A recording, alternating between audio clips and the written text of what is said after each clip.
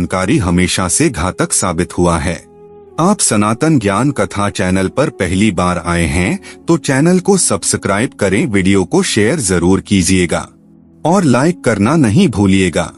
Comment में जरूर लिखिएगा जय श्री कृष्णा, जय माँ तुलसी।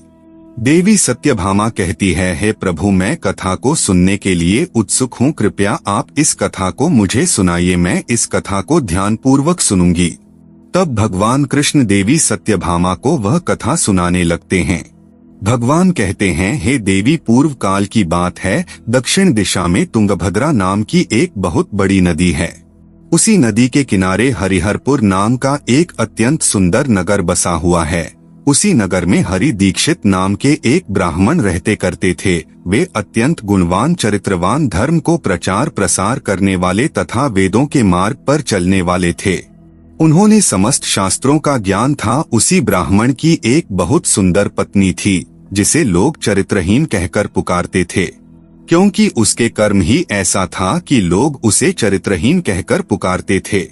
वह सदैव ही अपने पति को अपमानित करती थी, अपने पति के कहना बिल्कुल नहीं मानती थी, पति को भयंकर दुख देती थी, पति के लिए कभी खान नहीं बनाती थी, खुद खा लेती थी, पति को भूखे सुला देती थी।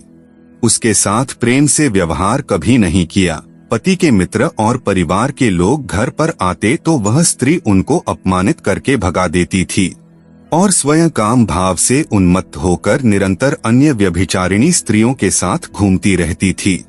वह स्त्री पति को छोड़कर पराये पुरुषों में लगी रहती थी। वह स्त्री पराया पुरुष के साथ ज्यादा घुल मिलकर रहती थी। उसने कभी अपने पति से प्रेम पूर्वक बात नहीं की, किंतु पराये सुंदर पुरुषों के संग बैठकर बातें करती थी। जहाँ सुंदर पुरुष देखता वहाँ उसकी मन विचित्र हो जाता था। पराये पुरुषों को मोहित करने के लिए सज धज कर गांव में घूमने जाया करती थी।